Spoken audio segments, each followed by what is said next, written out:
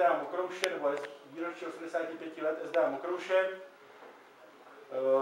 Toto ocenění máme připravený pro našeho dlouholetého člena, pana Jiřího Šmulíka staršího, za tu činnost, kterou pro náš sbor vykonával a vykonává, a zároveň tak jeho životnímu jubileu, který bude mít příští týden. Poprosil bych pana Jiřího Šmulíka staršího.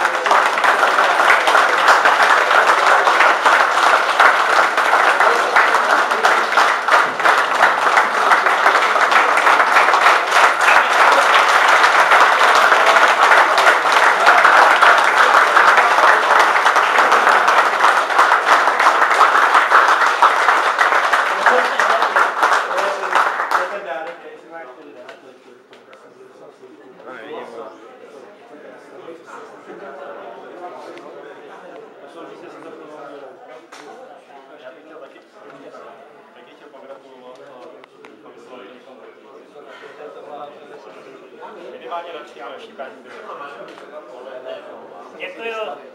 Vidíte, je tady sekírka. Škoda, že už je obleva, mohlo to být na ty ledy, ale jestli jste viděli ten film Hoří má panenko, tak na toho dětka se nedostalo, protože mu to ukradl někdo a na mě se dostalo. Já si toho velice děkuju.